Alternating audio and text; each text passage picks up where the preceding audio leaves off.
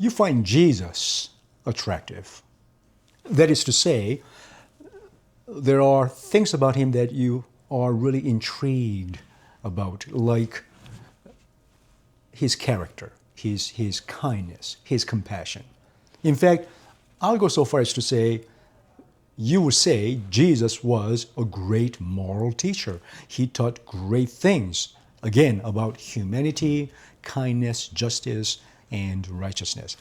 At the same time, I'm going to suppose that you may not find other things about Jesus as attractive. In fact, you might find these things about Jesus offensive. What am I talking about? His claims as to his identity.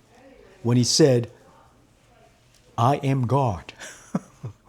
If you look at me, you're looking at God. If you hear my voice, you're listening to the voice of God. His outrageous claims about his identity, you find that very, very repulsive. Okay? So that's why some people, maybe you, and I used to be one of those myself, we find Jesus attractive, but we don't quite make a decision for him or towards him. We are attracted to him, but we do not come to faith in Jesus. Okay?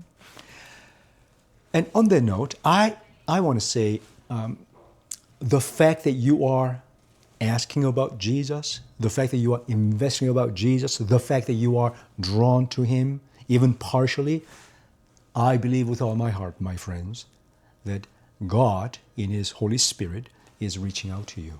Hello, friends. I am Pastor Victor. Some people call me Pastor V. The reason we are having this conversation here is we are committed. We are so for you, people like you, people who are seeking truth, people who are asking, is there more to life than this? Specifically, those of you who are investigating the claims of Jesus, is there God or is church worth checking out, or are they all a bunch of hypocrites? My heart breaks for you, and hence we invest our time and talents in creating videos that you may find pertinent, relevant, but you may find them helpful for your faith journey. So therefore, it will be a great support if you simply click, like button or subscribe. That helps us to share the content of videos like this so that people like you may be helped.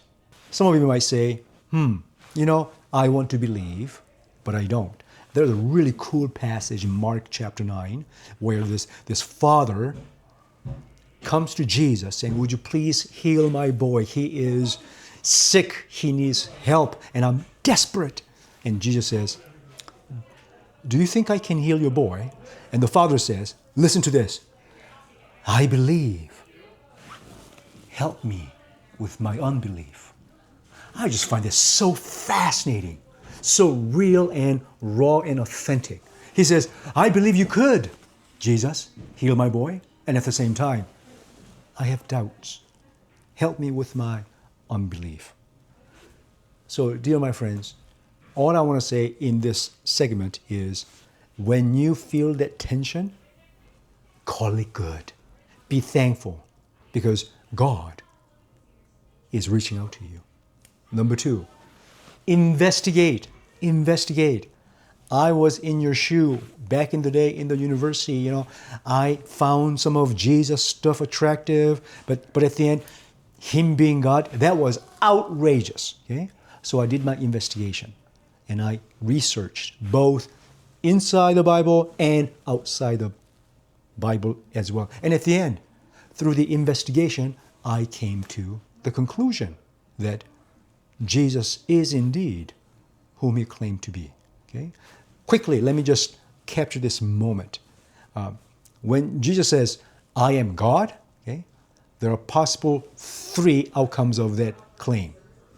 Number 1, he knew he wasn't, but he said he is God, meaning he lied to everyone. He was a liar, right? He knew he wasn't, but he deceived everyone.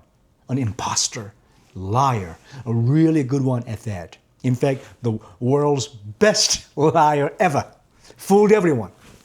Second outcome, he really thought he was God, but he wasn't. He was sincere that he was God, when in fact, he was not. You know, they would make him a lunatic, delusional. I actually met people like that, people who were in mental institutions. They really, truly believed they were God, but they weren't. So, the first outcome, a liar. Second outcome, a lunatic. Third outcome, he knew he was, and he claimed to be. So therefore, logically speaking, if he wasn't a liar, and if he was not lunatic, then whatever remains improbable may be true.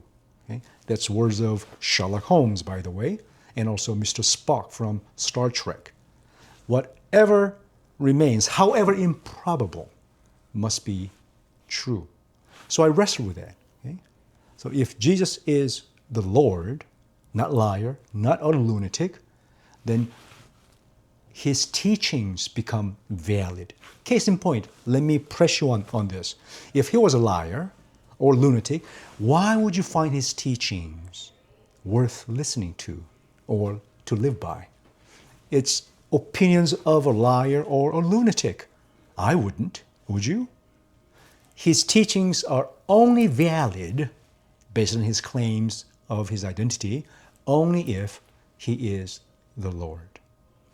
So my last recommendation is, first, be thankful that you are wrestling with faith and doubt. 2, investigate. 3, be honest. Be absolutely honest. Offer this prayer. I know someone who said this prayer. He said, God, you know I don't believe in you, but I want to be open-minded. I don't want to be closed-minded. I don't want to have a callous heart. I don't want to have a rebellious heart. I have a curious heart. So, God, you know I don't believe in you, but I will listen. I will open my eyes. Speak to me. Reveal yourself to me. That will be a good place to start. Here's how you can partner with us by submitting questions you find relevant, which will help you on your faith journey. Okay? So please submit your questions.